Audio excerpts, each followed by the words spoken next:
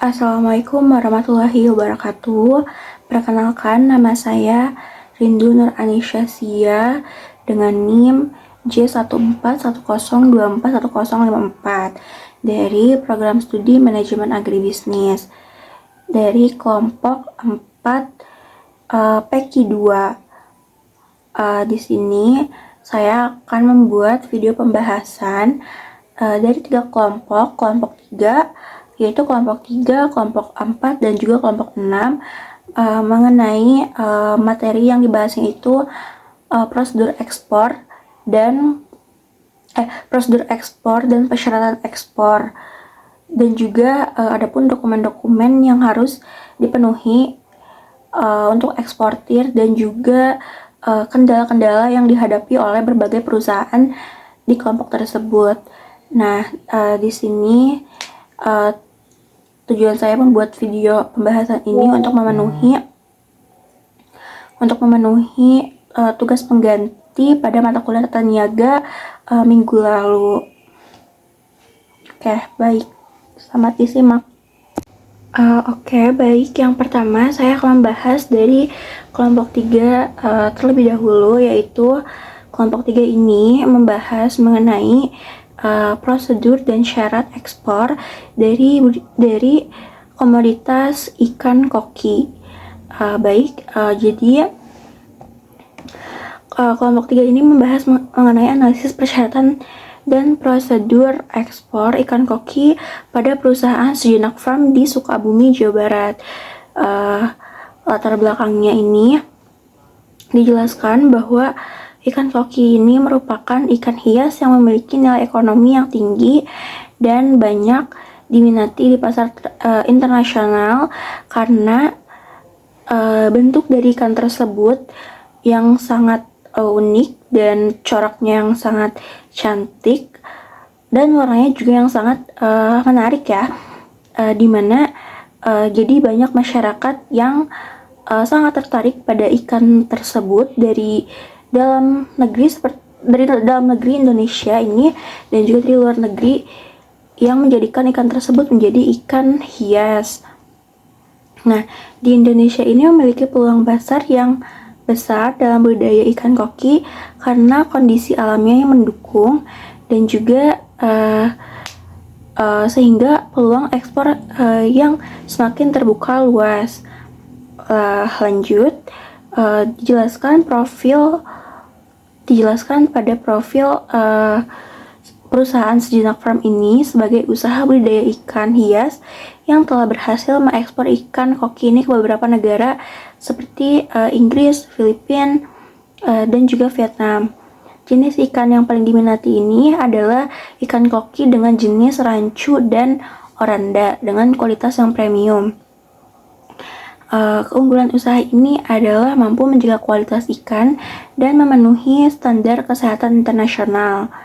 Lalu pada peluang ekspornya dijelaskan bahwa harga jual ikan koki ini di pasar internasional ini cukup tinggi karena orang-orang banyak sekali yang minat kepada ikan koki ini. Sehingga memberikan keuntungan yang besar bagi pelaku usaha. Namun tidak semua pembudidaya ini memenuhi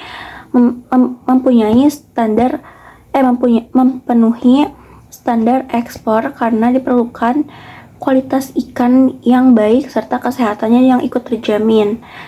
Selanjutnya, adapun persyaratan ekspor yang telah dijelaskan oleh kelompok 3 yang harus memenuhi berbagai dokumen seperti CKIB, CBIB, CPIB, IKI, Health Certificate, Invoice, PEB, dan juga NPE, yang dimana dokumen tersebut diperlukannya sebagai bukti dan persyaratkan bahwa ikan tersebut ini telah memenuhi standar budidaya dan kesehatan sebelum dikirim ke luar negeri. Jadi di perusahaan Sejenak Farm ini sudah memenuhi syarat ekspor ke luar negeri dengan memenuhi semua dokumen tersebut. Lalu di perusahaan Sejenak Farm ini, pada proses persiapan dan pengemasannya, ikan ini harus menjalani karantina selama beberapa hari agar mengurangi risiko stres dan kematian pada ikan pada saat perjalanan atau distribusi ke negara tujuan.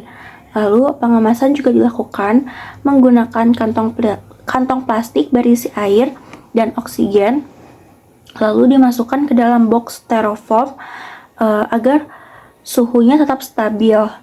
Nah, pengiriman juga biasanya menggunakan jalur udara karena lebih cepat dan lebih aman. Nah, selain itu juga kelompok ini membahas kendala ekspor dari perusahaan Sejenak Farm ini, yaitu seperti resiko penyakit ikan, tingginya biaya pengiriman, serta perbedaan regulasi di setiap negara tujuan. Oleh karena itu, eksportir harus mampu menjaga kualitas dan terus memperbarui informasi mengenai aturan ekspor internasional. Oke, selanjutnya saya akan membahas kelompok 4, yaitu kelompok saya sendiri, yang dimana kelompok 4 ini membahas mengenai prosedur dan syarat ekspor pada komoditas bambu, tepatnya pada bambu hias. Nah, jadi kelompok 4 ini membahas mengenai syarat dan prosedur ekspor laki bambu oleh Poktan Alamanda, di mana pada bagian latar belakangnya dijelaskan bahwa laki bambu ini merupakan tanaman hias yang memiliki estetika tinggi dan banyak diminati di pasar internasional karena bentuk dari bambu hiasnya ini seringkali masyarakat sebagai hiasan rumah ataupun dekorasi rumahnya. Lalu produk ini memiliki peluang ekspor yang besar karena permintaan dan peminatnya ini yang cukup stabil di berbagai negara, seperti di negara Tiongkok, lalu juga ada di negara Malaysia, Singapura, Amerika Serikat, dan juga di Kanada. Selanjutnya, pada profil laki bambu ini, Poktan Alamanda ini yaitu sebagai usaha budidaya dan pemasaran tanaman hias ekspor yang telah berdiri sudah cukup lama ya, dari tahun 1999. Nah, produk laki bambu ini memiliki banyak variasi desainnya seperti spiral, kepang, piramida, dan menara, sehingga memiliki daya tarik tersendiri di pasar internasionalnya. Nah, lalu pada bagian produk dan potensi pasar juga dijelaskan bahwa setiap negara ini memiliki preferensi dengan desain yang berbeda-beda, tidak sama ya. Jadi pemasaran juga dilakukan melalui direct buyer dan media sosial untuk memperluas pasar ekspornya. Selain itu juga kapasitas ekspor laki bambu ini juga cukup besar sehingga menjadi salah satu komoditas tanaman hias yang unggul. Kemudian juga pada bagian persyaratan ekspor dijelaskan bahwa tanaman ini harus memenuhi standar kualitas produk, yaitu dengan dilihat dari produknya ini bebas dari hama dan penyakit serta memenuhi persyaratan administrasi dan pengemasan. Lalu proses ekspor ini dimulai dari persiapan bahan baku, pembuatan desain, masa nursery selama 1,5 bulan sampai 2 bulan hingga quality controlnya. Selanjutnya pada tahap pengemasan, tanaman ini juga menggunakan pada proses pengemasan tanaman hias ini menggunakan palet kayu untuk jalur laut, tetapi pada jalur udara ini berbeda, menggunakan karton box atau styrofoam untuk jalur udaranya. Tujuan ini untuk menjaga kelembapan dari tanaman itu sendiri selama pengiriman atau proses distribusinya. Nah, dan juga untuk ekspor ini harus memenuhi persyaratan administrasi, yaitu dokumen yang diperlukannya itu antara lain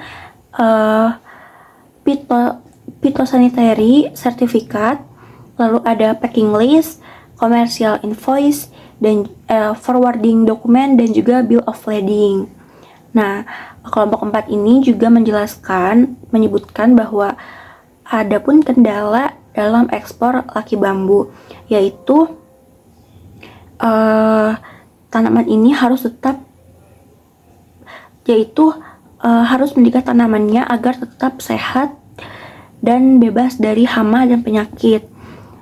Jadi oleh karena itu sebelum pengiriman tanaman ini harus dilakukan sanitasi, penyemprotan anti hama, dan penggunaan kemasan khusus agar kualitas tanamannya ini tetap terjaga hingga sampai ke negara tujuan. Selanjutnya pembahasan dari kelompok yang terakhir, yaitu kelompok 6, yang dimana kelompok 6 ini membahas mengenai persyaratan ekspor dan prosedurnya pada komoditas kelinci hias. Nah, jadi kelompok 6 ini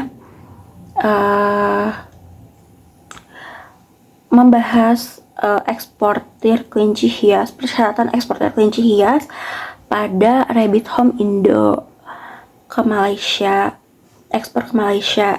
Nah, pada latar belakangnya dijelaskan bahwa perdagangan internasional ini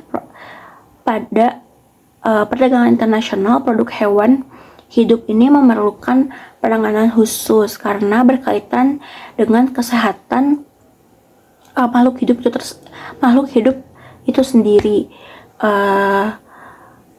kesehatan hewannya, lalu karantina, dan juga keselamatan selama pengirimannya. Lalu pada profilnya dijelaskan bahwa Rabbit Home Indo ini merupakan usaha yang bergerak di bidang ekspor kelinci hias dengan penilaian berdasarkan kualitas fisik, kesehatan, dan genetika. Produk kelinci ini dibedakan menjadi beberapa kategori seperti pet quality, breed quality, dan juga spec quality sesuai kebutuhan pasar internasional. Nah, Rabbit Home Indo ini salah satunya mengekspor kelinci hias ke Malaysia dengan negara tujuannya karena permintaan dan peminatnya terhadap hewan peliharaan ini cukup tinggi. Lalu pada proses ekspor dijelaskan bahwa kelinci ini harus melalui pemeriksaan kesehatan dan proses karantina sebelum dikirim ke luar negeri. Hal ini juga dilakukan untuk memastikan bahwa kelinci ini bebas dari penyakit dan layak untuk diekspor. Nah, selain itu juga eksportir juga harus mengurus berbagai dokumen ekspor sesuai ketentuan negara tujuannya. Nah, dalam proses pengemasannya juga kelinci ini dikemas menggunakan metode khusus agar tetap aman dan tidak mengalami stres selama proses distribusi. Pengemasannya juga sangat baik dan sangat penting karena kondisinya ini hewan hidup yang harus tetap terjaga hingga sampai ke tangan pembeli.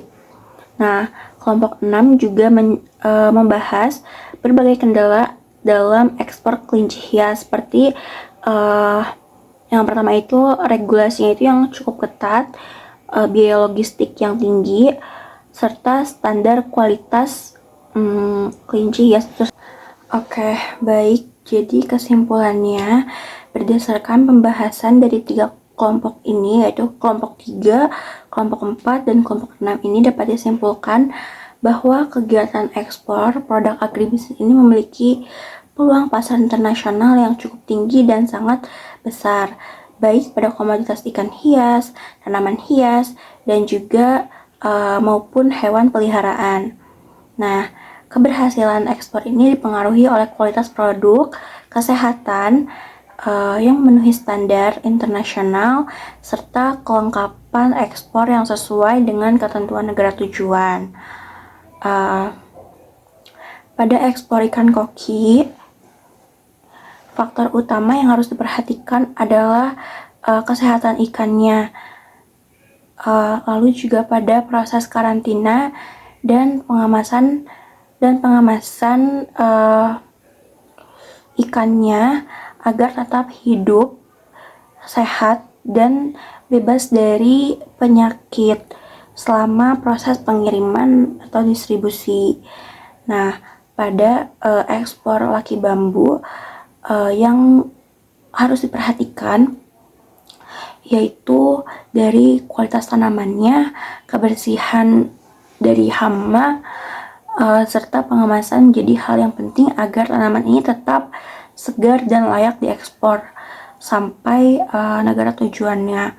Sedangkan pada kelompok 6 yaitu pada hewan peliharaan yaitu kelinci hias yang harus diperhatikan yaitu dapat dilihat dari kondisi kesehatan hewannya, lalu genetika, dan penanganannya selama pengiriman sangat menentukan keberhasilan ekspor. Nah, selain itu juga ketiga materi ini menunjukkan bahwa kegiatan ekspor ini memiliki berbagai tantangan seperti regulasi yang ketat, biaya logistik yang tinggi, resiko kerusakan produk, serta perbedaan di setiap negara untuk persyaratan ekspor dan prosedur ekspornya. Nah, oleh karena itu juga pelaku usaha harus mampu menjaga kualitas produk, memahami prosedur ekspor, serta membangun kerjasama yang baik dengan buyer agar dapat bersaing di pasar internasional. Nah, jadi dari ketiga kelompok yang saya bahas, kelompok 3 dengan komoditas ikan koki, kelompok 4 dengan komoditas bambu hias, dan juga kelompok 6 dengan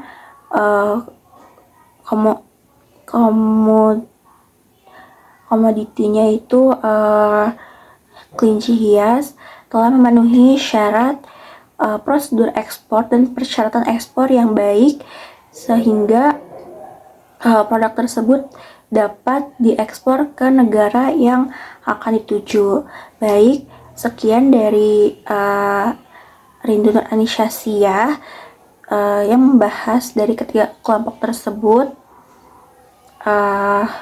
Wassalamualaikum warahmatullahi wabarakatuh.